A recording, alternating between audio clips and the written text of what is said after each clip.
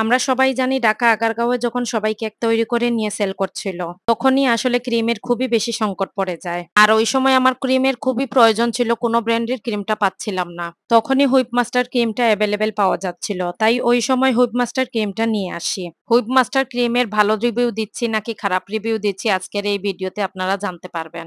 আসসালামু আলাইকুম, welcome back to my channel baking with জান্নাত। ক্রিমটা কিভাবে ব্যবহার করতে হয় এবং ক্রিমের মেয়াদটা কতদিন আছে, অথবা ক্রিমের প্রাইসটা সবকিছুই প্যাকেটের গায়ে লেখা আছে।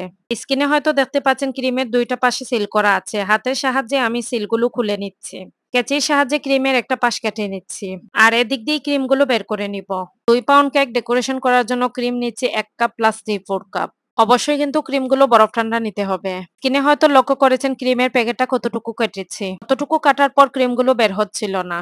ক্রিমগুলো বের করার সময় প্যাকেটটা চাপ দিয়েছিলাম, আর এই তো প্যাকেটের অপর পাশে দিয়ে কিছুটা ছিঁড়ে যায়। স্টেপলারের সাহায্যে প্যাকেটের মুখটা খুব ভালো করে সিল করে নিচ্ছি। ক্রিমের প্যাকেটটা স্টেপলার দিয়ে সিল করে নেওয়ার পর কস্টিপের সাহায্যে প্যাকেটের মুখটা আবারও খুব ভালো করে পেঁচিয়ে নিচ্ছি। এতে করে ক্রিমের মধ্যে কোনো ধরনের বাতাস ঢুকতে পারবে না। আর এই কাজটা আমি কিভাবে করে নিচ্ছি আপনারা খুব ভালো করে স্ক্রিনে লক্ষ্য করলে বুঝে নিতে পারবেন। ক্রিমের মুখটা খুব ভালো করে স্টেপলার দিয়ে পেঁচিয়ে নেওয়ার পর ডিপ ফ্রিজে রেখে দিব ক্রিমটাকে। ক্রিমটা ব্যবহার করার ঠিক 30 মিনিট আগে ডিপ ফ্রিজ থেকে বের করে রাখবেন।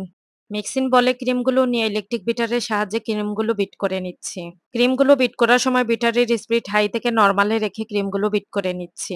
এই ক্রিমের মধ্যে আলাদাভাবে আইসিং সুগারটা এড করিনি, কারণ অলরেডি ক্রিমের মধ্যে অনেকটাই মিষ্টি আছে তাই। একটি হাত দিয়ে ক্রিমটা বিট করে নিচ্ছি, আর অপর হাত দিয়ে বাটিটা ঘুরিয়ে ঘুরিয়ে ক্রিমটাকে ভালোভাবে বিট করে নিচ্ছি। বাটির ক্রিমগুলো হাতের সাহায্যে ঘুরিয়ে ঘুরিয়ে বিট করে নিলে বাটির ক্রিমগুলো সমানভাবে বিট হবে। ক্রিম বিট করতে করতে বাটির আশেপাশে ক্রিমগুলো লেগে আছে, তাই বিটারটা অফ করে দিয়ে স্প্যাচুলারের সাহায্যে খুব ভালো করে বাটির আশপাশটা ক্লিন করে নিচ্ছি। ক্রিম বিট করার শুরু থেকে বিটারের স্পিড 2 এ রেখে ক্রিমগুলো বিট করে নিচ্ছিলাম। যখনই ক্রিমগুলো আস্তে আস্তে স্টিফ হচ্ছিল তখনই বিটারের স্পিড 3 এ রেখে অলরেডি আমি ক্রিমগুলো বিট করে নিচ্ছিলাম। হুইপ মাস্টার ক্রিমটা কিন্তু 99% বিট করা যাবে না, কারণ হুইপ মাস্টার ক্রিমটা কিছুটা নরম রাখতে হয়, আর এই ক্রিমটা আমি বিট করে নিয়েছিলাম 80%। আচ্ছা, এখন আসি এই ক্রিমের অনেস্ট একটা রিভিউ দিব। যেহেতু এই ক্রিমটা প্রথম কিনে এনে ক্রিমটা বিট করে কেকের মধ্যে এপ্লাই করেছিলাম। কেকের ফিনিশিংটা তেমন একটা ভালো আসেনি, কারণ ক্রিমটা বারবার ফিনিশিং দেওয়ার সময় ছিদ্র হয়ে আসছিল। আর এই ক্রিমটা নতুনদের জন্য কিন্তু একদমই না। এই ক্রিম দিয়ে কোনোভাবেই কিন্তু আপনারা ভালো ফিনিশিং আনতে পারবেন না। এই ক্রিমটা যদিও কিনেন তাহলে কেকের লেয়ারে ব্যবহার করবেন, ফ্রস্টিং এর জন্য কিন্তু এই ক্রিমটা ভালো একটা রেজাল্ট আসবে না। এই ক্রিম দিয়ে আবার ফুল পাতা বেশি বেশি করে বাসা প্র্যাকটিস করতে পারবেন। স্কিনে হয়তো দেখা যাচ্ছে ক্রিমটা খুবই স্টিকি, কিন্তু আবারও একই কথা বলছি, ক্রিমটা কিন্তু 80% বিট করতে হবে। আজকের মতো এখানেই বিদায় নিচ্ছি, কথা হবে নেক্সট কোনো ভিডিওতে। আল্লাহ হাফেজ।